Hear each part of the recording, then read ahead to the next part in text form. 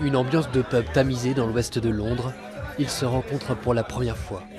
Les mots sont difficiles à trouver, surtout lorsque le speed dating est transformé en partie de Scrabble. Mais attention, ici l'idée c'est de placer des mots coquins. Tu vas poser un mot qui va faire sourire, plaisanter un peu, rien de trop sérieux. Ce n'est que la première fois que tu rencontres ces gens et il faut que ça reste léger.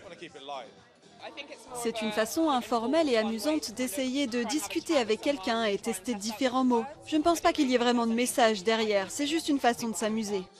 Une manière de briser la glace, mais aussi une échappatoire si jamais la conversation ne prend pas.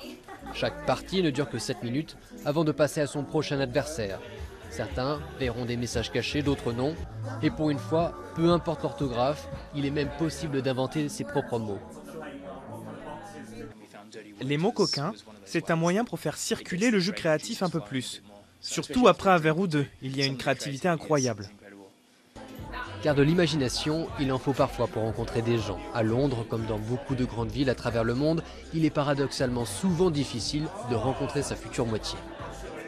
La façon dont on communique est passée à la forme courte, comme avec les textos et les tweets. On a perdu l'art de la communication. Ce n'est pas facile pour beaucoup de gens de trouver quelques minutes pour vraiment s'ouvrir et avoir une conversation avec quelqu'un.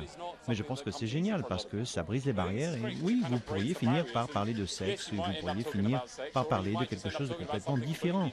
Mais vous devez avoir une conversation. Impossible de savoir qui aura remporté la partie. Ici, personne ne compte les points. La seule façon d'en marquer, c'est de décrocher un sourire.